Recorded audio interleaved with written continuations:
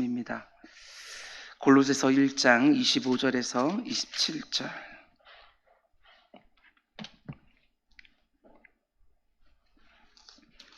골로새서 1장 25절에서 27절까지 신약성경 325페이지입니다. 제가 봉독해 올리겠습니다.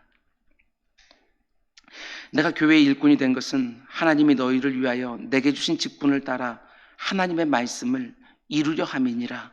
이 비밀은 만세와 만대로부터 감추어졌던 것인데 이제는 그의 성도들에게 나타났고 하나님이 그들로 하여금 이 비밀의 영광이 이방인 가운데 얼마나 풍성한지를 알게 하려 하심이라.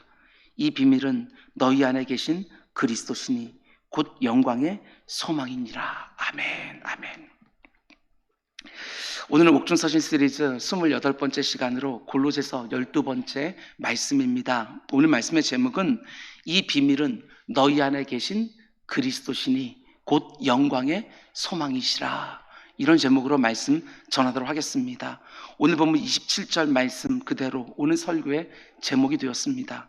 이 비밀은 너희 안에 계신 그리스도시니 곧 영광의 소망이시라. 사도 바울이 자신을 가리켜 복음의 일꾼, 교회의 일꾼이라고 소개하는 것을 지난 시간에 함께 생각해 보았습니다. 그리고 자신을 복음의 일꾼, 교회의 일꾼으로 소개한 다음에 제일 먼저 꺼내든 주제가 뭐였느냐? 그것은 괴로움과 고난이었습니다. 굉장히 의외 아닙니까? 그러나 하나님의 일꾼으로 말씀과 교회를 섬기다 보면 이내 경험하게 되는 주제이기도 합니다. 24절. 나는 이제 너희를 위하여 받는 괴로움을 기뻐하고 그리스도의 남은 고난을 그의 몸된 교회를 위하여 내 육체에 채우노라.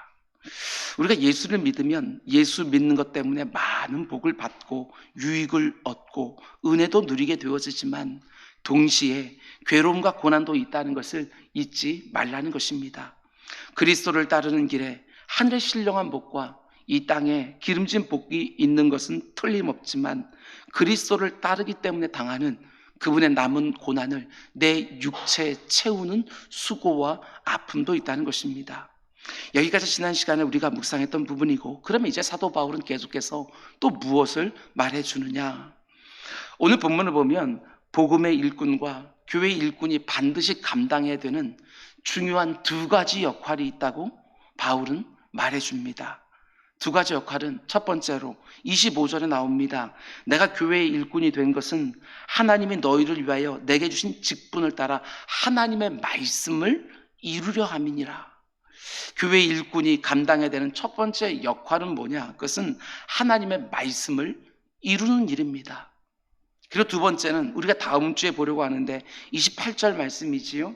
우리가 그를 전파하여 각 사람을 권하고 모든 지체로 각 사람을 가르침은 각 사람을 그리스도 안에서 완전한 자로 세우려 함이니. 각 사람을 그리스도 안에서 완전한 자로 세우는 역할, 혹은 충분히 자라도록 돕는 역할, 그게 바로 복음의 일꾼, 교회의 일꾼들이 반드시 감당해야 되는 두 번째 역할이라는 것입니다. 그러니까 하나님의 일꾼들이 복음을 섬기고 교회를 섬기면서 때때로 괴로움과 고난을 당하기도 하지만 그것까지도 기쁘게 받아내면서 꼭 감당해야 되는 역할이 뭐냐? 잘 들으시기 바랍니다. 우리 모두가 다 한 사람도 예외 없이 감당해야 되는 역할입니다. 첫 번째는 하나님의 말씀을 이루어가는 역할이고, 두 번째는 각 사람을 잘 섬기고 충분히 자라도록 돕는 역할입니다. 이 역할을 잘 감당하는 우리 모두가 되기를 주님의 이름으로 축원을 드립니다. 이 두 가지 역할 가운데 오늘은 25절에서 27절에 나오는 말씀을 이루는 역할에 대해서 먼저 생각해 보려고 합니다. 첫 번째로 여기서 말씀을 이룬다라는 말은 어떤 의미인지 그것부터 우리가 생각해 보아야 됩니다. 말씀을 이룬다고 하니까 말씀을 성취한다든지 말씀을 이루어 드린다든지 이런 느낌이 들기도 하지만 원어 성경으로 보게 되었으면 그 강조가 약간 다릅니다. NIV 영어 성경으로 보게 되었으면 이렇게 되어 있지요. The word of God in its fullness, 이렇게 되어 있는 걸 보게 되었습니다. 하나님의 말씀을 in its fullness, 충분하게, 온전하게, 드러내는 것, 그걸 말하는 것이지요. 이 말씀이 뭘 말하고 있는지를 정확하게, 온전하게, 충분히 드러내는 것, 이것이 바로 교회 일꾼들에게 맡겨진 역할이라는 것입니다. 그러니까 말씀의 일꾼, 교회 일꾼이 해야 되는 중요한 역할 중에 하나는 하나님의 말씀이 담고 있는 그 온전함을 충분하게 드러내는 일이라는 것이지요. 이 일이 저 같은 설교자들에게만 해당되는 것이 아니라 여러분 역시, 아니 구원받은 성도라면 모든 분들에게 이 역할을 감당해야 되는 것입니다. 첫 번째로 하나님의 말씀을 충분할 정도로 알아가는 이 일을 감당해야 되는 것이고, 두 번째로 그렇게 알게 된 그 하나님의 말씀을 내가 살아가는 삶의 전 영역에서 충분히 적용하며 사는 것, 이게 우리에게 꼭 필요한 것이지요. 여러분, 내 삶의 특정한 영역에만 하나님의 말씀을 적용하는 것이 아니라 fully, 온전하게, 충분하게 가정과 직장과 사업장과 나의 인격과 가치관과 삶의 관점과 우선순위 등등 충분할 정도로 하나님의 말씀을 내 삶의 전 영역에 적용시켜 가는 것, 그게 바로 하나님의 말씀을 이루어가는 삶의 모습이라는 것입니다. 하나님의 말씀을 내 삶의 모든 영역에서 충분하게, 온전하게 드러내면서 사셔야 됩니다. 내 삶 어디를 놓고 봐도 하나님의 말씀이 적용되고 있다는 것을 내 곁에 있는 사람들이 다 볼 수 있도록 사셔야 됩니다. 반드시 시도하셔야 됩니다. 꼭 그렇게 우리는 살아야 되는 것이지요. 동시에 계속해서 하나님의 말씀을 충분할 정도로 알아가는 것, 그게 바로 말씀을 이루어가는 모습입니다. 피상적이고 단편적이고 제한적으로 아는 것이 아니라 파편화된 지식만 이것저것 가지고 있는 것이 아니라 이것도 fullness, 충분할 정도로 알아가는 것, 그게 말씀을 이루어가는 모습이라는 것입니다. 종합적으로, 체계적으로 충분하게 하나님의 말씀을 알아가는 것, 성경이 가르쳐 주려고 하는 만큼 온전히 알아가는 것, 그걸 말하는 것이지요. 여러분, 충분할 정도로 하나님의 말씀을 알아가셔야 됩니다. 그래야 충분할 정도로 내 삶 전 영역에 적용하며 살 수 있는 것이지요. 여러분은 얼마나 하나님의 말씀을 알고 계십니까?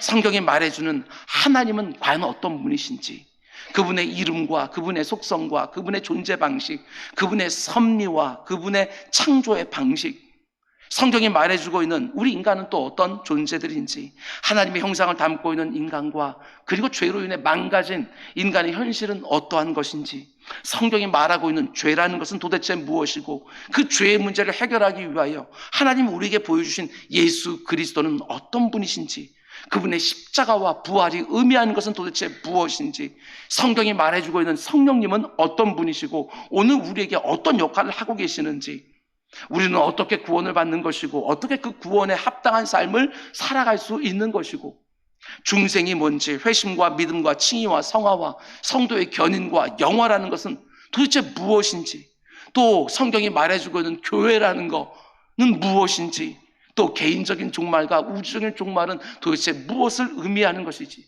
성경이 말하고 있는 것을 충분하게, 온전하게 우리는 계속해서 알아가셔야 되는 거예요.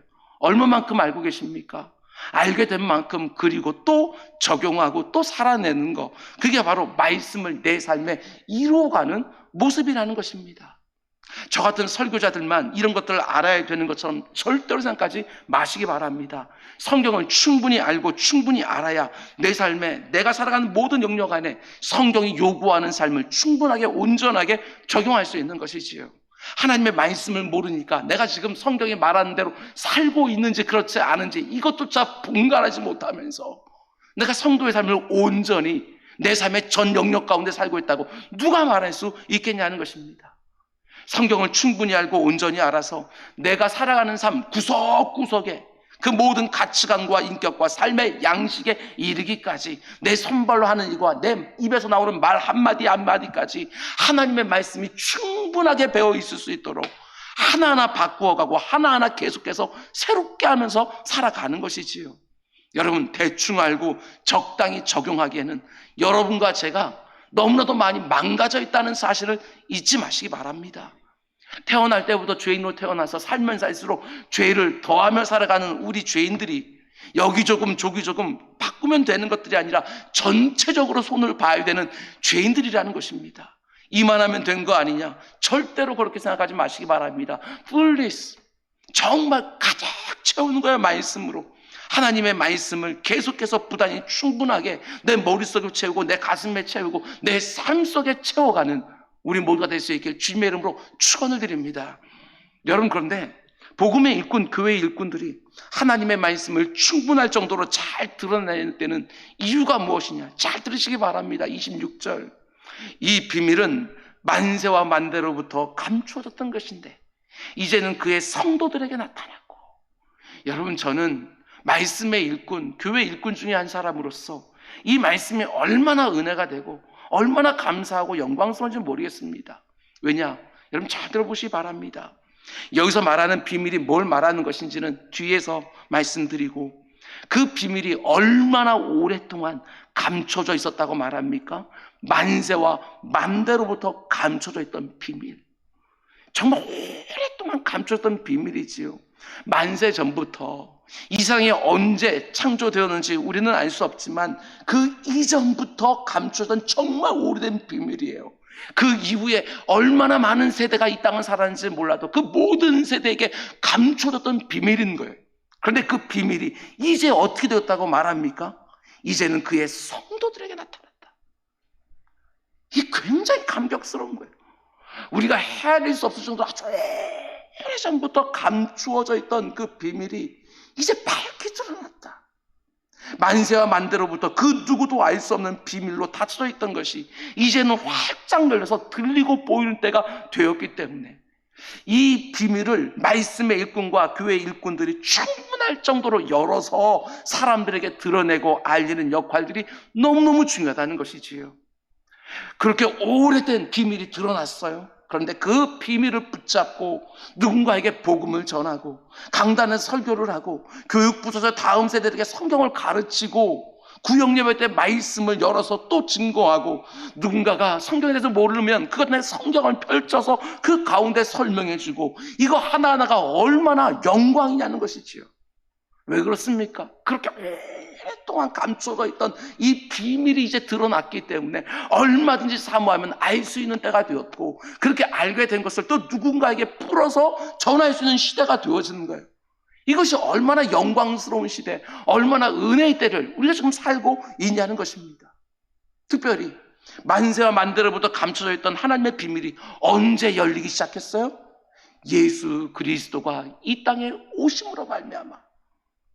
시점이 바로 예수 그리스도가 이 땅에 오심으로 말미암아 우리 주님이 그 말씀을 자신이 이 땅에 태어나시고 사시고 고난당하시고 죽으시고 부활하시고 승천하시는 그 모든 전 과정을 통해서 오랫동안 감추어져 있었던 만세전부터 만대로부터 감추어졌던 그 하나님의 비밀이 밝게 드러난 시대예요. 우리는 그런 시대를 살고 있는 것이지요. 그리고 그 주님을 온전히 영접하고 믿고 그분을 의지하는 모든 성도들에게 그 비밀이 이제는 활짝 열려져 있다. 여러분, 만세와 만대로부터 감춰져 있던 정말 오래된 그 비밀이 예수 그리스도의 오심과 함께 활짝 열린 것입니다. 그 어떤 현인도 그 어떤 지혜도 알 수 없던 그 비밀이 지금 누구라도 사모하기만 하면 알 수 있도록 활짝 열리는 거예요. 예수 그리스도가 오신 그때부터 주후가 시작되어지는데 주전을 한번 보셔요. 주전 3세기를 보게 되었으면 그 헬라에 얼마나 많은 기라슨 같은 철학자들이 나왔는지, 오늘까지도 우리가 그 영향을 받고 있는 플라톤이나 아리스토텔레스나 뭐 이런 사람들, 그런 사람도 알 수 없던 그 비밀을 지금은 아무리 무지한 우리들도 다 알 수 있도록 활짝 하고 열려 있다는 거, 이게 얼마나 큰 복이냐고요. 예수님이 이 땅에 계실 때 이렇게 말씀하셨습니다. 지금 예수님께 하나님 나라의 비밀을 듣고 있는 것이 얼마나 큰 복인지 제대로 알지 못하는 그 사람들에게 우리 주님께서 안타까워하시면서 이렇게 말씀하셔요. 잘 들어보셔요. 이 말씀이 이런 의미였구나 새삼 또 깨달았습니다. 마태복음 13장 16절 17절. 그러나 너희 눈은 봄으로 너희 귀는 들음으로 복이 있도다. 내가 진실로 너희에게 이르노니 많은 선지자들과 의인들이 너희가 보는 것을 그렇게 보고자 했지만 보지 못하였고, 너희가 지금 듣고 있는 것을 그렇게 듣기를 원했지만 듣지 못하였노라. 구약시대를 살았던 수많은 선지자들과 의인들이 아무리 보고 싶어도 볼 수 없었고 듣고 싶어도 듣지 못했던 그런 시대가 있었다는 사실입니다. 하나님의 계시가 충분하게 드러나지 않아서 그것을 어렴풋하게밖에 볼 수 없었던 그 시대가 있었다는 것이지요. 그런데 지금 너희는 다 보고 있지 않느냐, 다 듣고 있지 않느냐, 이게 얼마나 큰 복인데 너희가 그 말씀의 그 귀한 것을 알지를 못하느냐 하고 답답해 하시는 것이지요. 이사야, 예레미야, 에스겔, 다니엘, 호세아 등등 기라성 같은 선지자도 못 보고 못 들었는데 지금은 다 보고 다 듣게 되었으니 이게 얼마나 큰 복이냐, 이렇게 말하는 거 아니겠습니까? 예수님이 이 세상에 오시면서 만세와 만대로부터 정말 오랫동안 감춰있던 하나님의 비밀이 열린 것이지요. 저 같은 설교자들과 교육부서의 그런 말씀 교사들이 이게 얼마나 큰 은혜고 얼마나 복인 줄 안다면 하나님의 말씀을 먼저 나에게 충분하고 온전하게 채우고 회중과 다음 세대에게 드러내줘야 될 역할들을 감당해야 되는 것이지요.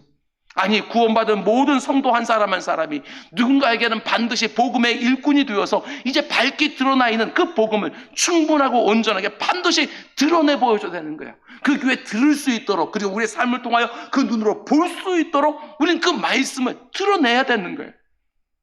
구약의 그 선지자들과 의인들이 간절히 보기를 원했지만 보지 못하고 간절히 듣기 원했지만 듣지 못한 비밀이 열린 거예요. 예수 그리스도가 이 땅에 오심으로 사시고 죽으시고 부활하시고 승천하심으로 만세와 만대로부터 그 오랫동안 감춰있던 비밀이 우리 신약 성도들에게 활짝 열려있는 거예요. 그런데 문제는 무엇이지요? 마치 여전히 감춰져 있는 비밀처럼 아직도 보지 못하는 영혼들이 온 세상에 천지라는 것이지. 하나님의 그 만세전부터 만대로부터 감춰진 비밀이 지금 활짝 열려지는 신약 시대가 되었음에도 불구하고 그 가운데 속에 아직도 그 복음을 듣지 못한 사람들이 너무나 많은 거예요. 우리가 전도하고 우리가 선교해야 되는 이유가 바로 여기 있는 거 아니겠습니까? 그러나 더 안타까운 거, 구약의 그 기라성 같은 선지자들과 의인들이 그렇게 보고 싶고 그렇게 듣고 싶어도 듣지 못했던 그 비밀이 열려있음에도 불구하고 안타까운 것은 온라인 성도들이 얼마나 말씀을 사모하고 있는가, 이게 안타까운 거예요. 돈 몇만 원만 주면 인터넷으로 얼마든지 성경을 구입할 수 있고 정말 자기가 사모하기만 하면 그 삶 가운데 속에 잠시라도 시간을 구별해서 밑줄 치면서 얼마든지 읽을 수 있고, 잘 모르게 되어지면 옆에 물어볼 수 있는 사람들이 천지고 조금만 검색해 보아도 이것저것 그래도 정보를 얻을 수 있는 이 시대임에도 불구하고 그것들을 갖다 사모하지 않는 이 모습이 얼마나 안타까운가. 그 오래된 비밀이 지금 활짝 열려 있는데 여러분, 말씀을 더욱 사모하셔야 됩니다. 성경이 보여주려고 하는 부분까지 충분히 알아가고 충분히 내 삶에 적용하며 살아가는 우리 모두가 될 수 있기를 주님으로 축원드립니다. 예수님은 심지어 이렇게도 말씀하셨습니다. 누가복음 7장 28절, 우리가 잘 아는 말씀이지만 그 의미를 잘 알지 못할 때가 많습니다. 예수님 이렇게 말씀하시지요. 내가 너희에게 말하노니 여자가 낳은 자 중에 요한보다 큰 자가 없다. 그러나 하나님 나라에서는 극히 작은 자라도 요한보다 크다. 예수님이 세례 요한을 가리켜서 이렇게 말씀하신 거예요. 지금까지 여자가 낳았던 인생들 가운데 속에 세례 요한보다 큰 자는 없었다. 도대체 이게 어떤 의미냐는 거예요. 아브라함이나 모세나 다윗, 이런 사람들이 세례 요한보다 더 큰 사람들 아니에요? 사실 그렇게 훌륭하고 탁월한 사람들이 수도 없이 많을 것 같은데 예수님이 이렇게 평가하셨어요. 지금까지 여자가 낳은 자 중에 요한보다 큰 자는 없었다. 이렇게 말씀하신 의미가 뭐냐는 거예요. 잘 들으시기 바랍니다. 세례 요한이 지금까지 살았던 그 어떤 사람들보다도 큰 사람이라고 말씀하시는 이유는 그가 가장 큰 계시를 가장 분명하게 봤기 때문에 그래요. 가장 큰 계시가 무엇이지요? 예수 그리스도, 그분을 직접 본 거예요. 하나님의 아들이 사람의 몸을 입고 오신 것을 그 눈으로 직접 본 거예요. 보기만 한 것이 아니라 그분을 사람들 앞에 드러내서 밝히 증거해 보이지 않았습니까? 보라, 세상 죄를 지고 가는 하나님의 어린 양이다. 그분이 무엇을 하러 이 땅에 오셨는지까지 정확하게 사람들에게 드러내 보여준 거예요. 그런 의미에서 우리 주님께서 세례 요한보다 더 큰 사람은 없다고, 구약에 있는 그 놀라운 그 탁월한 사람들은 저 멀리서 예수 그리스도의 오심을 어렴풋하게 바라보고 있었지만 세례 요한은 자기 눈앞에서 직접 눈으로 본 거예요. 얼마나 이게 영광스러운 일이에요. 그리고 그 예수 그리스도를 다른 사람들에게 또한 드러냈던 사람인 것이지. 그런데 예수님이 또 뭐라고 말씀하셔요? 같은 문장에다 이렇게 붙여놓으셨어요. 그러나 하나님 나라에서는 극히 작은 자라도 그보다 크니라. 이 말씀은 또 어떤 의미겠어요? 여러분, 하나님 나라는 성령으로 거듭난 사람들만 들어가는 것도 아닙니까? 그런데 그 성령이 하시는 일이 무엇이지요? 고린도전서 2장 10절을 보면 이렇게 되어 있습니다. 오직 하나님이 성령으로 이것을 우리에게 보이셨으니 성령은 모든 것, 곧 하나님의 깊은 것까지도 통달하시느니라. 구원받은 성도들에게 성령이 하시는 일이 무엇입니까? 하나님의 깊은 것까지도 드러내서 조명해 보여주시는 거예요. 깨닫게 해주시는 것이지요. 근데 세례 요한은 오순절 다락방에 성령이 충만하게 임하기 전에 잠시만 숨겨버렸거든요. 사도행전을 보게 되었으면 세례 요한은 물 세례만 알고 있었지 성령 세례는 아직까지 알지 못하고 있었어요. 그러니까 하나님 나라에서는 가장 작은 자라도 세례 요한보다 더 큰 것을 보고 알게 된 사람이라는 것이지요. 물론 하나님 나라에 크고 낮은 사람들이 어디 있겠습니까? 다 하나님의 사랑받는 그분의 백성들이고 그분의 자녀들이지. 근데 지금 우리 주님이 어떤 맥락에서 이 말씀을 하고 있는지를 보셔야 되는 거예요. 여러분, 여러분과 제가 사는 지금이 바로 이와 같은 때라는 것입니다.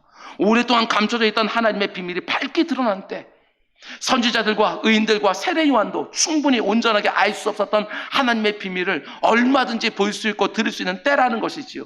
그런 의미에서 지금이 바로 은혜의 때이고 지금이 너무나도 복된 시기라는 거예요.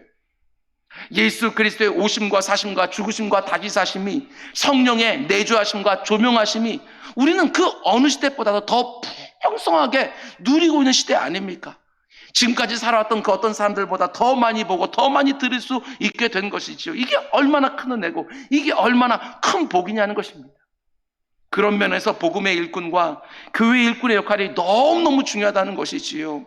이렇게 밝히 드러난 하나님의 비밀을 아직 모르는 사람들에게 열심히 전해드리는 역할, 아직 조금밖에 알지 못하는 성도들에게 말씀을 열어 충분하게 온전하게 드러내서 보여주고 드러내는 역할, 우리만이 아니라 우리 다음 세대들까지 우리 사랑하는 자녀들에게 그 말씀을 열어서 온전하게 충분할 정도로 보여주는 역할, 이걸 충분하게 우리가 감당해야 되는 것이지요.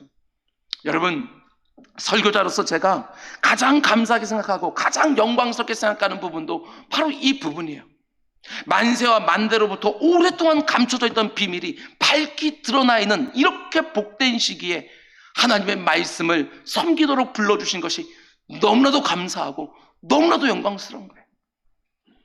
구약의 그 위대한 선지자들이 눈이 있어도 보지 못하고 귀가 있어도 듣지 못한 그 하나님의 비밀을 이제는 훨씬 더 많이 보게 되었고 이제는 훨씬 더 많이 듣게 된 시대라는 거예요. 신약이 시작되면서 예수 그리스도를 눈으로 직접 보고 귀로 들었지만 아직 성령의 조명하심을 경험하지 못한 세례 요한이 보고 들은 것보다 훨씬 더 많은 것을 듣고 훨씬 더 많은 것을 볼 수 있는 이런 특별한 때에 하나님의 말씀을 섬기는 일꾼으로 부름받았다는 것이 너무나도 감사하고 너무나도 영광스러운 거예요.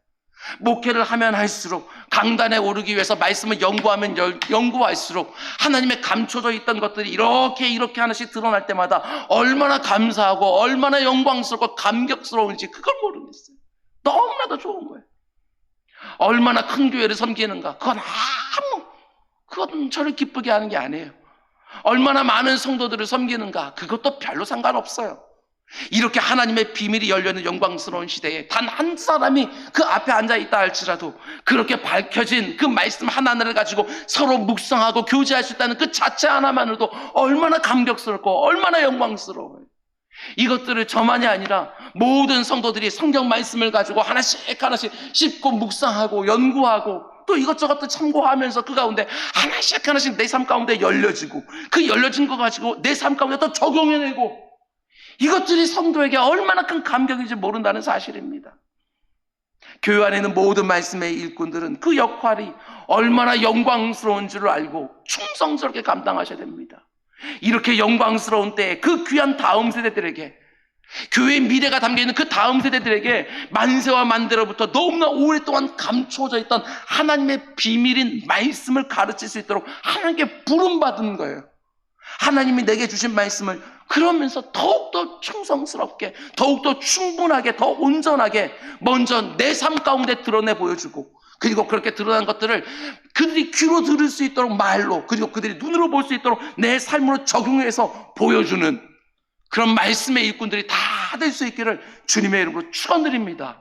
너무나 중요한 역할이에요. 이거 우리가 감당해야 되는 거예요. 그것도 억지로 겨우겨우 간신히 이것들이 아니라 너무나도 영광스럽게, 너무나 감사하게, 그렇게 오랫동안 감춰둔 비밀이 드러나서 그것을 내가 다른 사람들에게 보여주는 일에 쓰임받고 있다는 사실을 너무나도 감격스럽게. 아니, 교회 안에서만이 아닙니다. 모든 성도들이 다 누군가에게 말씀의 일꾼이 되어야 되는 거예요. 내 곁에 있는 사람들에게 성경을 열어서 그 안에 밝히 드러나 있는 너무나도 영광스러운 복음을 충분하게 온전하게 전해질 수 있을 정도로 계속해서 알아가야 되는 것이고, 그 말씀을 내 삶 전 영역에서 적용하면서 단지 귀로만 들려주는 것이 아니라 눈으로 보여주며 살아가는 것, 말씀의 일꾼, 복음의 일꾼, 이건 너무나도 복된 부르심이지요. 여러분, 초대합니다. 더 많은 말씀의 일꾼들이 우리 가운데 나오기를 원하고, 더 많은 교회 일꾼들이 우리 가운데 나와서 괴로움과 고난, 그거 기꺼이 즐거움으로 기쁘게 받아들이면서 이 영광스러운 일에 쓰임받는 것이지요. 하나님의 비밀이 그 어떤 시대보다도 밝게 드러나 있는 이 영광스러운 때에 하나님의 말씀을 충분히 알아가고 온전하게 적용하며 살아가는 우리 모두가 되기를 주님으로 축원드립니다. 그럼 이제 세 번째로, 이 부분은 너무나 중요합니다.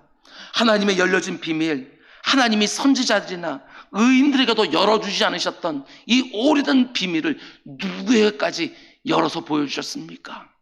그것이 바로 26절 마지막 부분을 보면 이제는 그의 성도들에게 나타났고, 그런데 그 성도들 가운데는 어떤 사람도 포함되어 있습니까? 이방인들도 포함되어 있어요. 27절, 하나님이 그들로 하여금 이 비밀의 영광이 이방인 가운데 얼마나 풍성한지를 알게 하려 하십니다. 하나님의 그 영광스러운 비밀이 누구에게도 이제 밝게 드러났다고 말합니까? 이방인들에게도 그것도 얼마나 풍성하게 드러나고 있는지 모른다고 바울이 말하고 있는 것이지요. 바울은 그걸 절절하게 느끼고 있는 거예요.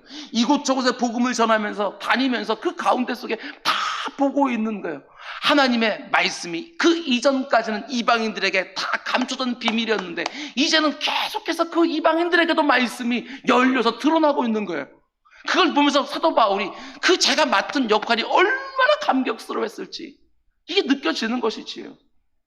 여러분, 그런데 이렇게 이방인들에게도 하나님의 비밀이 드러나는 거, 이 자체가 유대인들에겐 비밀이었어요. 지금까지 유대인들은 몰랐던 것이지요. 하나님의 구원은 오직 자기들에게만 있는 줄 알았던 거예요. 그런데 하나님의 구원이 누구에게까지 이루고 있느냐? 이방인들에게까지. 그런 면에서 이방인들의 구원은 지금까지 오랫동안 유대인들에게 감춰왔던 하나님의 비밀이었다는 것입니다. 그런데 예수 그리스도께서 땅끝까지 가서 내 증인이 되라.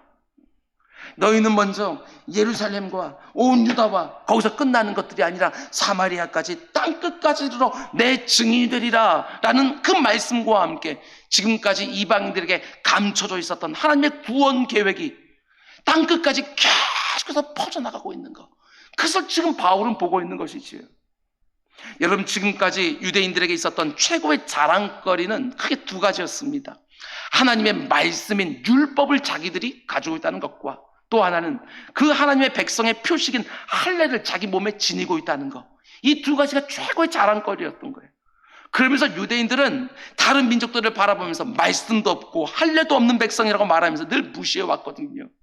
지금까지 유대인들이 이방인들이 하나님을 믿는 백성이 되려면 어떻게 된다고 생각을 했느냐? 다른 게 아닙니다. 자기들처럼 되어야 이방인도 하나님의 백성 안에, 하나님의 총회 안에 들어올 수 있다고, 이렇게 생각을 했던 것이지요. 자기들처럼 할례를 받아야 되는 것이고 자기들처럼 율법을 다 지켜야 하나님의 백성이 되고 하나님이 주시는 구원 안으로 들어오시다고 생각을 한 거예요. 그런데 오랜 시간 동안 감춰져 있던 비밀이 활짝 하고 열리는 것이지요. 예수 그리스도께서 이 세상에 오시면서 비밀이 열리는데 어떤 일이 일어나느냐? 유대인이든 이방이든 가리지 아니하고 오직 예수 그리스도를 믿기만 하면 하나님의 백성이 되는 비밀이 이방인들까지 활짝 열리게 되었습니다. 지금까지 유대인들은 그 이방인들에게 너희도 하나님 백성이 되고 싶어? 그러면 먼저 할례를 받아. 그럼 먼저 이 율법을 다 지켜. 이렇게 말해왔는데 그 이방인들에게 오직 예수 그리스도를 믿기만 하면 하나님의 백성이 되어지는 이 비밀이 아주 풍성하게 드러나기 시작한 거예요.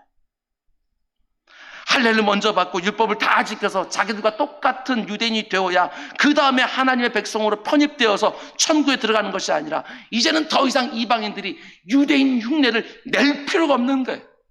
그것이 구원의 조건이나 자격이 아니라는 거 복음을 통해서 밝게 드러나는 거예요. 오직 예수 그리스도를 나의 구주로 믿고 영접하기만 하면 하나님의 백성의 영광을 지금 이방인들이 누리고 있는 것이지요. 할례나 율법이나 뭔가를 더해야 되는 것이 아니라 예수 그리스도 한 분이면 충분한 거예요. 여러분, 이것이 얼마나 오랫동안 갇혀져 있는 그런 비밀이었는지, 사람들은 계속해서 이걸 받아들이지 못하고 계속해서 무슨 공로를 쌓아야 되는 것처럼, 중세 로마 캐톨릭도 그랬고 오늘날도 착한 일을 많이 해야 천국 가는 것처럼 이렇게 말하지만 아니요, 순서가 완전히 달라졌어요. 할례나 율법을 지켜야지 천국 백성이 되는 것이 아니라 먼저 오직 믿음으로 은혜로 천국 백성이 되면 그 은혜와 그 하나님께서 내게 베푸는 그 구원이 얼마나 내게 영광스러운지 알아서 그 은혜에 합당하게 살고 싶어하고 그 구원에 합당하고 싶어서 착한 일도 하고 공로도 쌓고 선행도 하는, 완전히 이것이 드러난 시대가 되었습니다. 에베소서 3장을 보면 사도 바울이 이 복음의 비밀을 깨닫다고 말하면서 뭘 말하느냐? 교회의 비밀을 말해줘요. 교회의 비밀. 이제는 유대인이든 이방인이든 전혀 상관없이 누구든지 예수를 믿기만 하면 유대인과 이방인, 그 원수 같던 사람들이 이제는 한 몸이 되어지는 비밀. 이 전까지는 전혀 생각할 수도 없었던 너무나 새로운 비밀이 활짝 열려지는 거예요. 고작해야 100여 년 전만 해도요, 흑인과 백인이 한 몸이 될 수가 없었어요, 교회 안에서도. 근데 이제는 그 모든 것들이 세월이 지나면 지날수록 더욱더 하나님의 비밀이 열리면서 이제는 구원에는 차별 없는 시대가 우리가 밝게 복음으로 드러나는 거 아니겠어요? 좀 확장시켜서 생각해 보시기 바랍니다. 우리가 살아가고 있는 이 세상을 보면 어떻지요? 온갖 것들을 나름의 기준으로 다 만들어 놓고 사람들을 차별하고 구분하고 나누고 분리시키는 세상 아닙니까? 피부색, 속해 있는 나라, 언어, 민족, 신분과 지위, 재능과 실력, 소유의 많고 적음 등등 정말 온갖 것들을 다 끄집어내서 나름의 기준으로 삼고 사람들을 계속해서 나누는 것이지요. 편견과 편애와 차별의 근거로 사용하는 거예요. 자신의 기준으로 계속해서 그 천하보다 귀한 그 영혼들 등급을 매기잖아요. 우리 성도들은 절대로 그러면 안 돼요. 복음이 이렇게 밝게 드러나는 이 시대를 살아가면서 우리 성도들은 절대로 이러면 안 되는 거예요. 누구든지 예수 그리스도 안에 있으면 한 몸이니라. 오늘 본문의 배경이 되어지는 골로새 교회 안에서도 이런 일이 생긴 것을 보게 되었습니다. 사도 바울이 오늘 본문에서 이 말하는 이유가 있는 거예요. 제가 골로새서를 강의하기 시작하면서 여러 차례 말씀을 드렸지만 지금 골로새 교회 안에 어떤 문제가 생겼습니까? 다른 게 아닙니다. 그 아름답던 교회 공동체 안에, 복음 공동체 안에 영지주의자들, 거짓 교사들이 은밀하게 들어와서 복음을 지금 왜곡시키고 비틀고 있는 거예요. 그런데 놀라운 게 뭐냐? 이방인 성도들을 그들이 미혹하는데 가장 많이 사용했던 단어 중에 하나가 뭐냐? 그게 바로 비밀이라는 단어예요. 비밀. 그 지금 사도 바울 역시도 이 비밀이라는 단어를 의도적으로 사용하면서 그들이 말하는 것이 잘못되었다는 것을 드러내고 있는 거예요. 영주주의자들이 어떻게 주장을 했습니까? 자기들이 가지고 있는 아주 신비한 지식이 있다는 거예요. 그 지식을 알아야지만 구원에 이를 수 있다고 그렇게 말을 한 것이지요. 아무도 알지 못하는 감춰져 있는 비밀을 자기들만이 가지고 있다고. 남들이 가지고 있지 못한 특별한 지식을 자기들만 가지고 있기 때문에 그 비밀을 너희도 알고 싶다면 어떤 특정한 의식을 거쳐서 자기들에게 속해야지만 그 비밀을 너희도 알 수 있는 것이고 너희도 구원을 얻게 되어진다고 이렇게 말해왔던 거예요. 그래서 사도 바울은 뭐라고 말합니까? 무슨 소리? 만대로부터 감춰진 비밀이 지금 이렇게 활짝 예수 그리스도와 함께 다 드러났고 지금 이방인들에게까지도 그 비밀이 다 드러나고 있는데 너도 지금 무슨 소리 하고 있느냐고. 그렇지 않다고. 하나님께서 우리들에게 들추어서 보여주신 그 복음 뭐라고 말하느냐? 누구든지 예수 그리스도를 믿기만 하면 하나님의 백성이 된다고. 하나님의 구원에는 차별이 없다고 바울은 지금 그 얘기를 하는 거예요. 사도 바울은 로마서에서 이렇게 말합니다. 3장 22절, 곧 예수 그리스도를 믿음으로 말미암아 모든 믿는 자에게 미치는 하나님의 의인이 차별이 없느니라. 그 어떤 자격이나 조건, 유대인이 아니냐, 이런 거, 율법이냐 할례냐 아무것도 없어요. 그저 모든 믿는 자에게 미치는 하나님의 의인이 차별이 없다. 뿐만 아니라 로마서 10장 12절 말씀 보면 기가 막힌 말을 바울이 또 합니다. 유대인이나 헬라인이나 차별이 없습니다. 한 분이신 주께서 모든 사람의 주가 되사 그를 부르는 모든 사람들에게 하나님은 부요하시도다. 저는 사도 바울이 이런 말을 하나, 이런 표현들을 쓰는 것들을 묵상할 때마다 아주 기가 막혀 소름이 돋아요. 이거는 바울이 쓴 게 아니라 정말 성령 하나님께서 정말 함축적인 어느 기가 막힌 하나님의 마음을 보여주고 있구나. 이게 깨달아져요. 한 분이었던 그 주님께서 이제 모든 사람들에게 주가 되셨느니라. 그를 부르는 모든 사람들에게 하나님은 부요하시다. 굳이 차별할 이유가 어디 있어요? 하나님께 부요하신데, 그렇게 풍성하신데, 여기 너희 유대인들만 일로 와, 그 민족만 일로 와, 내가 구원해 줄게, 내가 은혜를 베풀어 줄게. 아니요, 하나님 부요하시다니까요. 이단들이 말하는 것처럼 14만 4천 명 너희들만 내가 구원해 줄게 아니라고요. 하나님은 너무나도 부요하신 분이라서 누구든지 예수 그리스도의 이름을 부르기만 하면 구원을 얻으리라. 이 복음이 활짝 열려 있는 것이지요. 예수 그리스도만 믿으면 구원을 얻는 것. 그 사람이 내 눈에 어떻게 부르든지 그가 정확하게 신앙 고백을 하고 있고 하나님 앞에 씨름하며 영적 싸움하며 그분 닮아가고 있다고 한다면 그분은 누구든지, 여러분, 하나님의 구원은 그 어떤 조건이나 자격을 요구하지 않습니다. 어느 민족에 속해야 된다, 아니 이렇게 바보 같은 말이 어디 있냐고요. 내가 어느 민족에 태어나는 거 내가 결정한 거예요? 태어나 보니까 어느 민족이지. 그런데 이 민족은 되고 저 민족은 안 돼. 이건 말이 안 되는 거예요. 유대인으로 태어나서 8일 만에 할례를 받고 어릴 때부터 율법을 외운 사람들에게 더 많은 특권이 주어진다? 그렇지 않아요. 이게 성경에 말하고 있는 게 아니라는 거예요. 그들은 구약밖에 보지를 못해서 여기까지밖에 못 가는 거예요. 신약을 볼 수 있어야지요. 하나님의 계시가 더 활짝 열려 있는데 그들은 그것을 보지 아니하고, 눈이 있어도 보지 못하고 귀가 있어도 듣지 못하는 거. 그 모든 것들은 이 세상이 말하고 있는 악한 구조 속에서 나오는 것이지요. 태어날 때부터 금수저, 은수저, 흙수저 물고 태어나서 그 인생이 그대로 고착화되어지는 것. 여러분, 그런 것들은 이렇게 죄가 관영한 이 세상이 말하고 있는 악한 구조이지요. 복음이 말하는 게 아니에요. 복음은 뭐라고 말합니까?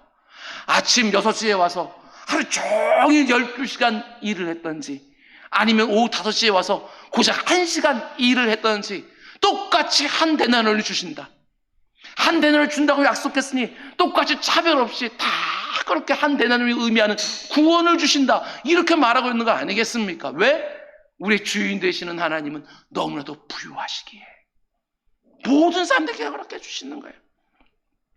이방이든 유대이든 남자든 여자든 자유든 종이든 능력이 많든 적든 지위가 높든 낮든 아무 관계없이 누구든지 복음을 듣고 주님께 나오면 그 어떠한 차별도 없이 무차별적으로 그 귀한 구원을 허락해 주시는 것이 누구라도 환영. 하나님의 그 감추어져 있던 구원의 비밀이 지금 활짝 열려 있다고. 여러분, 교회 안에서 그 어떤 차별도, 그 어떤 등수매김도, 그 어떤 편견과 편애가 있어서는 절대로 안 됩니다. 아직까지 복음을 모르는 것이지요. 이 세상이 만들어 놓은 기준으로 서로를 보면 절대로 안 되는 것입니다. 모든 사람들에게 그 어떤 자격이나 조건도 요구하지 않으시고 은혜를 허락해 주시는 하나님의 부요하심을 여러분과 저도 닮아서 그 누구를 대하든지 넉넉한 이해와 배려와 섬김에 부요한 우리 모두가 될 수 있기를 주님의 이름으로 축원드립니다. 그럼 이제 마지막으로, 여러분, 그런데 만세와 만대로부터 오랫동안 감춰있다가 나타난 여러분 이 비밀의 여러분 핵심이 무엇이냐? 27절 하반절을 보십시오. 오늘 설교의 제목으로 삼은 구절입니다. 이 비밀은 너희 안에 계신 그리스도시니 곧 영광의 소망이시라. 예수 그리스도 자체가 하나님의 오래된 비밀이었노라고 이렇게 말하는 거예요. 예수 그리스도가 하나님의 만세와 만대로부터 감춰있던 하나님의 비밀이었노라고. 어떤 면에서 비밀이었느냐? 여러분, 유대인들이 가지고 있는 구약 성경 안에도 메시아가 올 거라고, 이방인들이 하나님께 돌아오게 될 거라고 이미 예언이 되어 있었습니다. 이것은 명확하진 않았다 할지라도 감추어진 비밀은 아니었어요. 그러나 유대인들이 꿈에도 알지 못했던 것, 그게 무엇이지요? 하나님의 아들이 사람의 몸을 입고 이 땅에 직접 오시는 것. 꿈에도 몰랐지요. 그러면서 예수 그리스도는 그들의 감춰져 있던 비밀이었던 거예요. 사람의 몸을 입고 자기와 똑같은 모습으로. 그러니 그 유대인들은 늘 예수 그리스도를 향해서 뭐라고 얘기합니까? 저거 나사렛 예수 아니냐? 쟤네 아빠가 그 목수하던 그 개 아니냐? 저기 형제들이 우리와 같이 있지 않느냐? 하면서 어떻게 하나님이 사람이 될 수 있느냐고. 여러분, 그거를 도무지 그들은 이해할 수가 없었던 것이지요. 하나님의 성육식 사건, 그것들은 감추어진 비밀이에요. 근데 예수께서 오면서 그 비밀이 활짝 열리게 된 것이지요.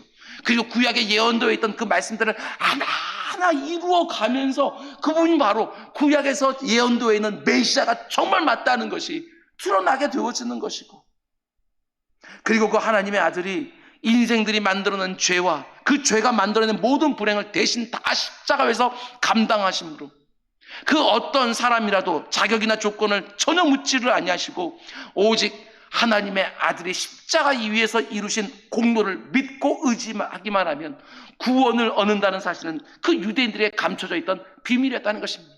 앞에서 말씀드린 것처럼 그들은 할례를 받고 율법을 지키고 자기 유대인들처럼 되어야 이방인들도 구원받는다고 생각을 했는데, 하나님은 그거 전혀 따지지 아니하시고 오직 자기 아들을 믿고 의지하고 영접하는 자들에겐 차별 없이 비밀이었던 거예요. 그리고 앞에서 말씀드렸던 것처럼 교회 역시도 유대인들에게는 감춰진 하나님의 비밀이 분명했습니다.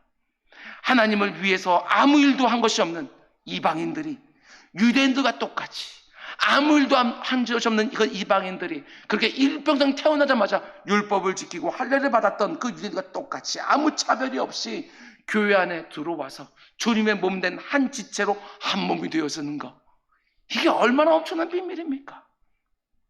사도 바울 역시도 예수를 만나기 전까지는 이 비밀을 제대로 알지를 못했습니다. 그래서 교회와 성도들을 그렇게 잔멸하려고 애를 썼던 거 아니겠습니까? 그런데 다메섹 도상에서 그가 부활하신 예수 그리스도를 만난 것이죠. 눈이 열린 거예요. 계시가 열린 거예요. 그리고 그 가운데 속에 하나님께 자신을 이방인들을 위하여 택한 나의 그릇이다, 이 말씀을 듣는 그 순간 그 하나님의 비밀, 가말리엘 문화 가운데 속에서 구약 성경에는 아주 정통했던 그 사도 바울이 이제는 신약의 놀라운 역사가 쫙 하고 상 가운데 열리는 그 놀라운 역사, 아, 이게 바로 하나님의 오래된 구원 계획이구나, 아, 이게 바로 나를 향한 하나님의 오래된 계획이었구나, 이걸 깨닫게 되어지는 거예요. 그런데 깨닫는 것도 너무너무 놀라워요. 계시가 한꺼번에 활짝 열린 것이 아니라 조금씩 그 사도 바울 가운데 열리기 시작하는 것이죠. 맨 처음에 요만큼 열리니까 아, 다메섹 도상에서 하나님이 나를 택하신 것들이 아니라 어머니 뱃속에 있을 때부터 그때부터 나를 택하셨구나, 이렇게 생각을 했는데 계시가 또 쭉 열리니까 에베소서에서는 그게 무슨 소리냐, 만세 전부터 나를 택정하셨구나 하고 계시가 계속 열리는 거예요. 바울이 그것들을 하나하나 알아갈 때마다 얼마나 감격스럽고 얼마나 영광스러웠을까. 우리도 마찬가지 아닙니까?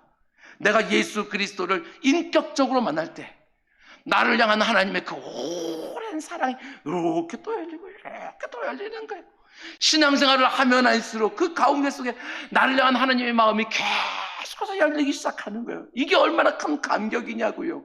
이게 얼마나 영광스러운지 모르는 거예요. 아, 하나님이 나 같은 죄인을 구원해 주시려고 그 사람 만나게 해주셨구나. 이것도 이렇게 열려서 아, 그때 그 아픔과 그 실패도 내게 허락해 주셨구나. 아, 이런 일과 저런 일들도 이런 일에 나를 사용하시려고 내게 경험하게 하셨구나 하고 감춰져 있었던 나를 향한 하나님의 계획이 드러나면 드러날수록 더욱 감격스러운 거예요. 점점 더 많이 알게 되어지고 점점 더 많이 누리고 더 경험하게 되어지고 그것을 더 많이 증거해가면서 살아가는 거, 이게 성도의 진짜 복락 아니겠냐고요. 드러난 계시를, 내게 드러난 계시를 다른 사람들에게 보여주면서 살아가는 거. 여러분, 그런데 예수 그리스도가 하나님의 비밀이라고 말하면서 그 주님을 가리켜 사도 바울이 뭐라고 말합니까? 이 비밀은 너희 안에 계신 그리스도니 곧 영광의 소망이시라. 두 가지를 말해줘요. 첫 번째는 너희 안에 계신 그리스도가 바로 하나님의 오래된 비밀이었고, 그리고 그 예수 그리스도가 바로 너희의 영광의 소망이 되신다. 이렇게 말해주고 있는 것이지요. 예, 그렇습니다. 우리가 예수 그리스도를 나의 구주로 믿는 순간에 그 즉시 모든 죄가 속량, 죄사함이 이루어져요. 그 즉시로 우리의 신분이 바뀌지요. 하나님 나라의 백성으로 바뀌게 되어지는 거예요. 우리가 입양되어지는 거예요. 하나님의 권속으로 우리가 들어가게 되어지는 것이지요. 그리고 오늘 본문에서 말하는 것처럼 너희 안에 계신 그리스도라고 본문이 말하는 것처럼 우리는 예수 그리스도를 영접하는 그 순간에 내 안에 계시는 예수 그리스도를요 경험하기 시작하고 곧바로 그분을 누리기 시작하는 것이지요. 그런데 그게 전부가 아니라는 거예요. 여러분같이가 예수를 믿으면 곧바로 누리는 것들이 많이 있지만 그게 아니라 내가 예수 그리스도를 믿는 사람으로 이 땅을 살아가면 살아갈수록 더욱 많이 누리게 된다는 그 소망을 갖는 거예요. 지금 내가 예수 그리스도를 다 누리고 다 경험하고 다 맛보고 다 그분의 일에 참여하고 있는 것은 아니지만 그러나 우리들의 소망이 무엇이지요? 그 예수 그리스도를 더 많이 알게 되어서는 그 소망이 있어요. 더 많이 알아가고 더 많이 참여하고 더 많이 누리는 그 소망을 가지고 있는 것이지요. 이미와 아직의 문제. 이미 예수 그리스도가 내 안에 들어와 계시는데 사도 바울이 로마서 7장에서 고통스러워하며 고백하는 것처럼 내 마음 가운데 두 마음이 여전히 계속 있다. 하나는 성령 하나님을 따르려고 하는 법과 그 법을 따르려고 하는 마음과 그리고 내 마음대로 육신의 정욕대로 하려고 하는 그 마음이 여전히 싸우고 있다라고 하는 이 영적 싸움 가운데 속에서 점점 어떻게 되어지지요? 예수 그리스도가 내 심령 가운데 점점점 더 커지면서 그 가운데 내 육신의 정욕들을 계속 몰아내면서 내 삶 가운데 예수 그리스도의 장성한 분량이 점점점 더 드러나게 되어지는 것, 그 영광선 소망을 가지고 우리가 살아가는 거예요. 이 땅에 살아가면서 예수 그리스도가 이 안에 있음에도 불구하고 여러 가지 내 삶 가운데 탄식이 있고 아픔이 있고 고통과 고난과 어려움과 힘듦이 우리 삶 가운데 있는 것은 분명한 사실이지만 내 주 예수 그리스도께서 초림의 구주께서 이제 재림의 구주로 나를 부르기 위해 이 땅에 다시 오실 때 모든 것들이 영광스럽게 정말 모든 풀리니스 모든 것이 완벽하고 모든 것이 충분하게 온전히 드러나는 그때가 있다는 것, 그 소망 가지고 살아가는 거예요. 개인적인 종말, 이 땅에서는 이렇게 힘들고 어렵지만 나중에 천국에 우리가 들어가게 되었을 때 우리 주님께서 나를 불러서 그 나라를 쑥 하고 들어갈 때 모든 계시들이 활짝 열리면서 이거였구나, 주님께서 말씀하신 건 이거였구나, 내가 그때 고민했던 것이 바로 이거였구나, 이것들이 합력할 선을 쫙 이루면서 내 눈앞에 완벽하게 활짝 열려질 때에 그 감격, 그 영광, 여러분 이 땅에서 잠시 밟는 환란에 경한 것이 그때 이루게 된 영원한 중요한 것들을 이루게 비교되면 아무것도 아니라고 말하는 그 사도 바울의 그 고백이 우리의 고백이 되지 않겠어요? 그때가 소망으로 우리에게 있는 거예요. 여러분, 우리가 정말 이 비밀을 보았다고 한다면 다르게 사셔야 돼요. 다른 사람들이 보지 못한 것을 보고 듣지 못한 걸 이미 들은 사람답게 믿음으로 살아가야지요. 저 같은 목사들은 말할 것도 없고 우리 교육자들도 말할 것도 없고 오늘 9시 예배에 소수의 인원들이 와 있지만 다 교육기관에 관련되어 있는 분들 아니셔요? 이렇게 말씀의 일꾼으로서 우리가 정말 사모해야 될 게 무엇이지요? 하나님, 충성스러운 말씀의 일꾼 되게 해주십시오. 충성스러운 말씀의 일꾼 되게 해주십시오. 내 삶에 정말 그 말씀이 더 드러날 수 있도록 그렇게 살게 해주십시오. 아직 다 이루어지지 않은 부분들이 있지만 하나님의 약속으로 내게 이미 주신 것들을 소망으로 붙잡고 하루하루 힘있게 살게 해주십시오. 내 인생을 향한 하나님의 선하신 인도하심이 여전히 감춰져 있는 부분들이 있어서 때로는 답답하고 힘들고 지칠 때도 있지만 믿음으로 한 걸음 한 걸음 걸어가다 보면 하나님이 하나하나 새롭게 열어서 우리에게 보여주실 것입니다. 알게 해주실 거예요. 그걸 소망으로 붙잡고 오늘을 살아가는 거예요.